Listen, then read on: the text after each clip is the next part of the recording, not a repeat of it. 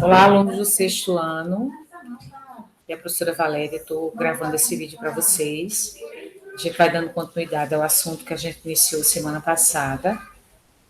E aí, hoje a gente vai trabalhar um pouquinho os agentes internos, né? A aula passada a gente viu as formas do relevo, e eu falei para vocês que o relevo ele é formado e transformado a partir da ação de agentes internos, esses formam o relevo. E os agentes externos transformam o relevo. Então, essa semana a gente vai estudar os agentes internos. O vulcanismo, movimentação das placas tectônicas, os terremotos, que são responsáveis exatamente pela formação dos tipos de relevo que a gente tem, né? Então, a gente dá continuidade com vocês, hoje falando dos agentes internos, e na próxima aula, para finalizar, a gente vê os agentes externos. Então, vamos lá. Bem, dentro dos agentes internos, né, eles são formados de maneira natural, ou seja, é a própria natureza que desenvolve a ação desses agentes internos. Eles estão relacionados à ação das placas tectônicas, que essas placas tectônicas se movimentam. Então, a gente vai ver a teoria da deriva continental e da tectônica das placas, juntamente com a formação dos terremotos e o vulcanismo. E o vulcanismo ele é uma atividade tanto construtiva, através da formação de, por exemplo, ilhas vulcânicas, quanto é uma atividade também destrutiva, relacionado, né, ao fato que quando ocorre a erupção vulcânica, principalmente em áreas que têm habitações, geralmente o local ele é totalmente destruído.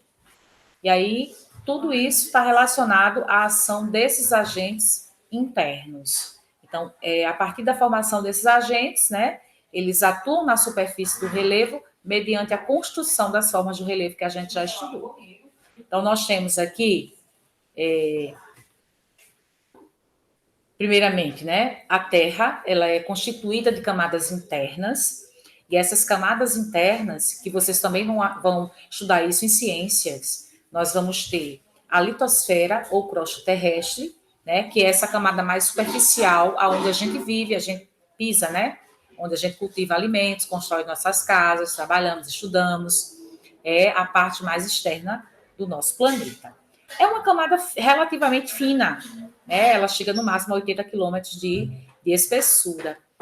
Depois a gente vai ter o manto ele é um pouquinho mais larguinho, né, digamos assim, exatamente porque o manto é onde fica o magma, né, que é a rocha derretida.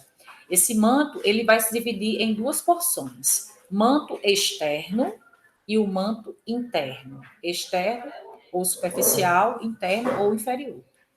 E a última camada corresponde ao núcleo, né, que segundo os cientistas, né, ninguém nunca esteve lá, porque a temperatura é altíssima.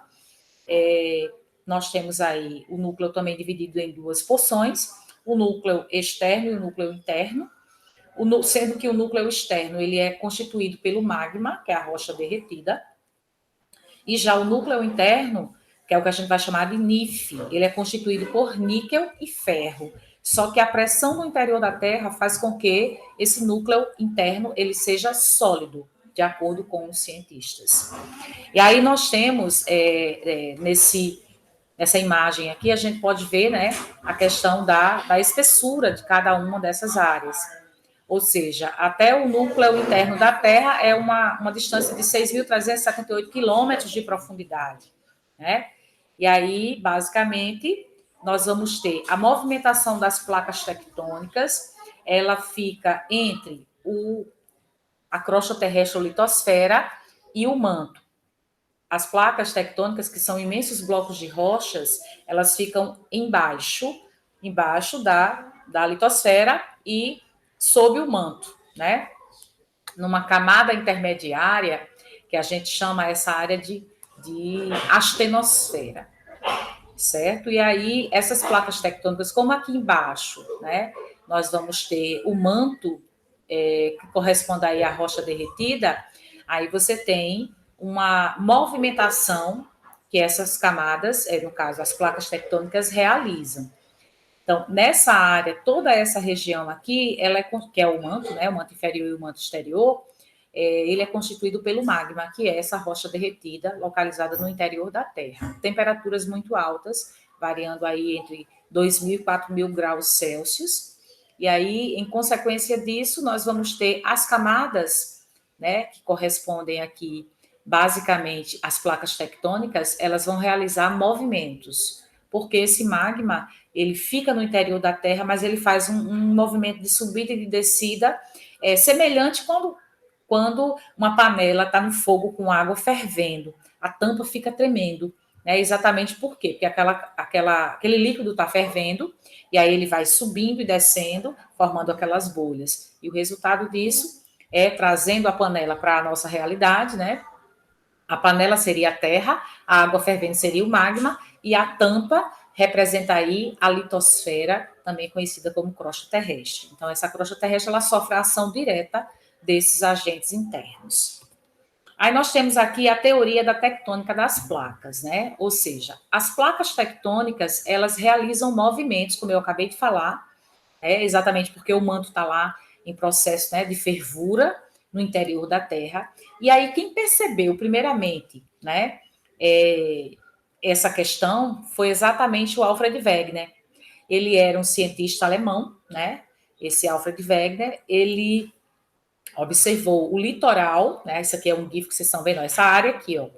Ele observou o litoral da América do Sul e da África e ele, né, achou uma semelhança pelo formato do território e ele disse, será que um dia eles se encaixaram, né? Isso em 1912, quando não se tinha tecnologia para se comprovar nada no sentido, né, científico.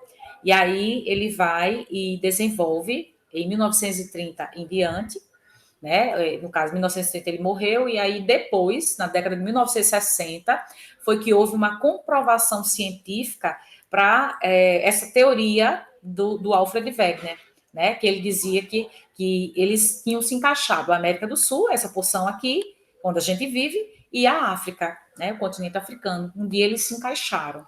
E, de fato, isso ocorreu, né? Há milhões de anos, eles um dia se encaixaram, e aí, a partir da movimentação das placas, eles se separaram. E eu tenho para dizer para vocês exatamente que a América do Sul e a África se separam de 1 a 3 centímetros por ano. Então, eles continuam se separando, essas placas.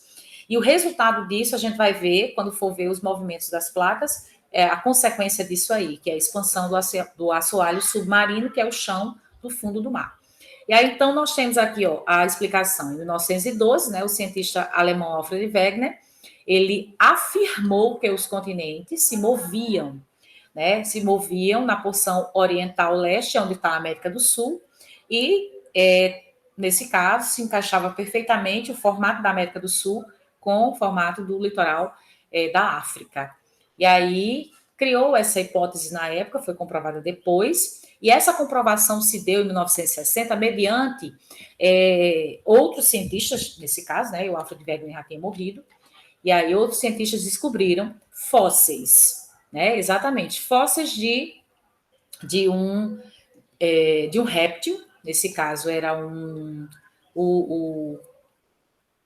esqueci, é tipo um jacaré, né, mas bem primitivo, que eles encontraram tanto lá na África quanto aqui na América do Sul, fóssil, né, que é o resto desse animal dessas duas localidades. No caso, esse tipo de animal primitivo, esse réptil primitivo, ele não teria condições, ele era um animal de água doce, e ele não tinha condições de atravessar um oceano inteiro de água salgada. E o resultado, né, também encontraram uma planta, a Cliptoceres, também na América do Sul, na África, na Antártida, na Índia, ainda esse pedaço aqui, ó, que vai se chocar aqui com a Ásia, esse pedaço aqui, ó. Toda essa região aqui formou a Gondwana, que era o continente do Sul, né? Aqui a Índia, quando ela vai nesse movimento de separação, saindo aqui daqui da África, e vai se choca com a Ásia e dá origem à Cordilheira do Himalaia, onde tem o Monte Everest, o monte mais alto do mundo. Então, a comprovação científica, só para a gente fechar, né, da hipótese que o Alfred Wegener tinha levantado em 1912, né, que a América do Sul e a África tinham se encaixado um dia, a comprovação se deu mediante o encontro, né, por outros cientistas de fósseis de animais e vegetais, tanto na América do Sul quanto na África. E aí nós temos exatamente aqui, né, as placas tectônicas, gente. São muitas placas tectônicas, né, umas muito grandes, outras menores, umas que são continentais, né, porque tem o peso do continente na sua parte superficial, e outras que são oceânicas, que também tem o peso do oceano na sua parte superficial. E aí a gente tem, por esse formato dessas setas, a gente vai entender, ó, vocês estão vendo aqui, essa seta, ela vai de encontro a essa outra, né? Esse território aqui é a placa indiana, exatamente a que eu acabei de mostrar no GIF. Ela se separou aqui dessa africana e foi na direção norte e se chocou com a placa euroasiática, originando em formato circular, semicírculo, né? A cordilheira do Himalaia, onde tem o Monte Everest, o monte mais alto do mundo.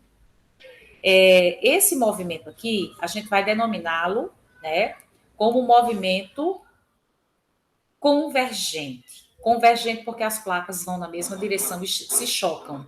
E aí, a consequência desse movimento, o choque das placas tectônicas vai gerar os terremotos e também os dobramentos, que são as montanhas. Então, como eu acabei de falar para vocês, aqui eu tenho uma área que corresponde ao Himalaia, que é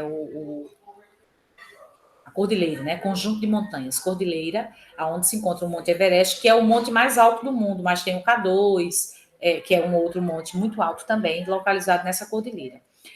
Aí, por que ocorreu o dobramento? Nós temos aqui o solo superficial desse território, era um solo mais flexível. Não estou falando de um solo mole, estou falando de um solo que, quando sofre a pressão das placas de baixo para cima, né? Porque lembrando que é lá do interior da Terra para a superfície, ele não resistiu e se dobrou, originando aí as montanhas, tá? Agora, quando pega um solo mais resistente, um solo de formação geológica mais antiga, então, ao invés de dobrar, ele se quebra, originando uma falha geológica que a gente vai falar daqui a pouquinho, tá? E aí, ou ainda, uma placa, ela pode mergulhar embaixo da outra. Quando ela mergulha, né, não é exatamente um mergulho, uma placa, as placas vêm nessa direção, uma acaba mergulhando embaixo da outra. Quando ela mergulha, ela vai mergulhar diretamente no manto. E essa placa que mergulhou, ela vai desaparecer, porque ela vai derreter, certo? E aí eu vou ter, nesse caso aqui, veja que eu tenho uma placa que, esse movimento agora, uma placa que sobe e a outra que desce. Esse movimento aqui a gente vai chamá-lo de conservativo ou movimento transformante. Observem que, na realidade, ele não é um movimento destrutivo. Ele é um movimento que as placas ela passam ralando uma na outra, uma sobe e outra desce, só que gera terremotos, né?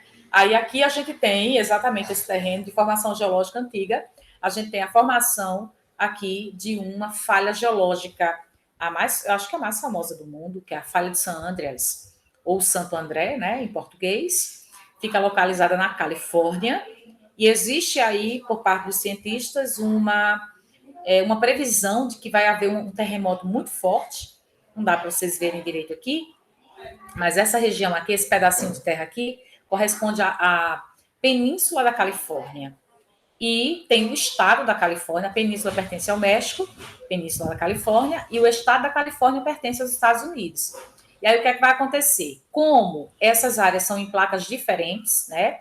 A península da Califórnia está na placa do Pacífico, e o estado da Califórnia está na placa norte-americana. Então, como realiza esse movimento de subida e descida, é provável que no futuro essa península da Califórnia, esse território comprido, ele vai se desprender do território do continente Estados Unidos. E aí vira uma ilha chamada de ilha continental. Por que ilha continental? Exatamente porque ela já fez parte do continente, né? Agora ela é uma ilha porque vai ser um território cercado por águas. E aí, esse movimento a gente chama de conservativo ou transformante, né? As placas ralam, entre aspas, ó, uma na outra e gera terremotos. Tem até filme, né? Falha de San Andreas. Depois vocês pesquisem aí, se quiserem, para assistir, é bem bacana. E por último, eu tenho esse movimento aqui, exatamente que foi o Alfred Wegener, como a gente acabou de ver. Ele observou o litoral da América do Sul e o litoral da África, e ele imaginou que um dia eles, pelo formato que é muito semelhante, que eles tinham se encaixado, né? Esse movimento, observe que uma placa vai para um lado e outra placa vai para o outro.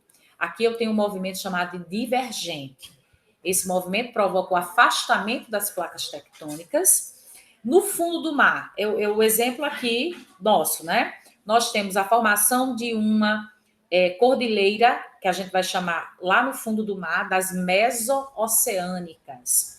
Cordilheiras no fundo do mar são chamadas de meso-oceânicas. Nesse caso aqui, eu tenho a cordilheira mesoatlântica, que é localizada aqui no Oceano Atlântico Sul, que é esse oceano que a gente se banha, certo? E aí eu tenho a expansão, né, o aumento da extensão desse Oceano Atlântico, juntamente com o chão desse oceano que vai se expandindo, né? E também pode gerar uma falha geológica, o magma também pode sair, ou simplesmente pode formar outra área de falhas geológicas, certo? Então, basicamente, são esses três tipos de movimento: divergente, as placas vão em direções opostas; convergente, as placas vão na mesma direção e se chocam, e gera aí os terremotos; e o conservativo ou transformante, ela rala, uma sobe, outra desce, ralando uma na outra, gerando aí terremotos, né, de baixa intensidade. E aí eu tenho exatamente essa parte aqui, que vocês podem perceber, que nós temos os movimentos, os três movimentos que eu acabei de explicar, né, chamados de movimentos construtivos. Esse, que a placa vai para um lado e a outra vai para o outro, movimento divergente, né? Veja que o magma, que ele está logo aqui abaixo, ele começa a sair e pode formar a cordilheira meso-oceânica, como eu acabei de falar para vocês, a nossa mesoatlântica, né, no Atlântico Sul. Esse movimento, ele tem as duas placas, né, elas se afastam, e aí, devido a esse afastamento, o magma sobe e pode originar essas cordilheiras. Aí chama de movimento construtivo, porque constrói, né, algo diferente, no caso, uma cordilheira no fundo do mar, conjunto de montanhas. Já esse tipo de movimento aqui, chamado de convergente, olha, as placas se chocaram, elas foram na mesma direção e se chocaram. Só que essa placa mergulhou debaixo da outra. Chama de movimento destrutivo exatamente porque essa placa que mergulhou, ela vai mergulhar no magma, aonde é muito quente, e essa rocha sólida, ela vai derreter. Aí a gente chama de movimento destrutivo. E o limite conservativo, né, que é o movimento, aquele movimento que uma placa vai para um lado, outra placa vai para o outro, também chamado de transformante, ele simplesmente não tem grandes danos, mas é um movimento, nem destrói nem constrói, né, digamos assim. Aí nós temos o caso lá da placa da falha de San Andreas, lá nos Estados Unidos. Depois eu tenho os terremotos e vulcanismos, né? Ambos são movimentos realizados a partir da formação, no caso, da movimentação das placas tectônicas. Terremotos também são chamados de abalos sísmicos, né? Nesse caso, a gente tem esses tremores de terras que são gerados a partir da movimentação das placas tectônicas, ou simplesmente pela acomodação dessas placas tectônicas lá no interior da Terra. Então, dependendo da magnitude é a intensidade, né? Da magnitude, eles podem abrir fendas no solo, eles podem criar até ondas gigantes, como a gente conhece popularmente como tsunamis. E aí, essas aberturas, no caso, né? Aqui já seria atividade vulcânica. Essas aberturas que ocorrem no fundo, né, dos oceanos ou simplesmente na superfície do solo, pode vir a ocorrer a saída do magma do interior da Terra. E quando isso ocorre, ele pode originar um vulcão, ou seja, é uma montanha, né, que libera lava. Né? Lembrando que existe uma diferença de magma para lava. Eu já expliquei isso. A lava é o material quando ele é expelido através da cratera do vulcão, ou boca do vulcão, né?